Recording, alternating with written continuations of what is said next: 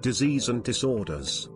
Symbiotes do not necessarily have to be attached to a head in order to survive. However, without a head to attach to, they have a greater chance of suffering more from diseases than hosts themselves.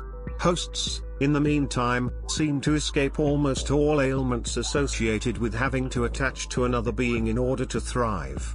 We must remember that the hosts didn't ask for this, the parasite forced this evolution on them, and because of this, here's a few interesting sicknesses a symbiote can be plagued with. Transplant rejection syndrome. Transplant rejection syndrome or TR syndrome is a rare pediatric disease where the symbiote newborn fails to thrive by not latching onto its host. It is critical that a symbiote newborn attaches to a host during the 3-day window because this is where it will spend its first 13 years of life. While many hosts are tried in desperation, they will try to keep the infant alive via IV blood drip past the 3-day window. After many failures, the symbiote newborn will die from exhaustion and internal blood loss.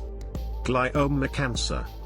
Glioma cancer or G cancer, is a type of cancer in symbiotes that is an absolutely harrowing ordeal. Cancer develops when the body's normal control mechanism stops working.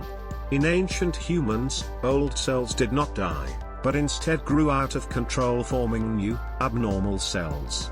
These abnormal cells can form a tumor, or spread throughout your body, making you terminally ill.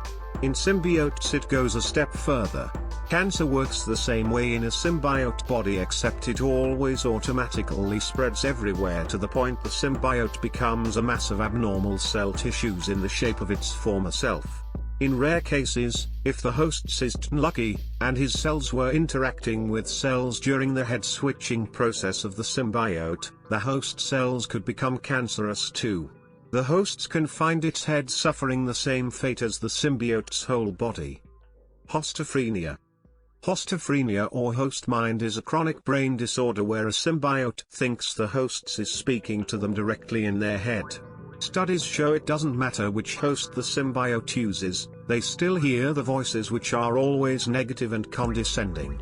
The condition will cause disordered thinking and behavior that impairs daily functioning.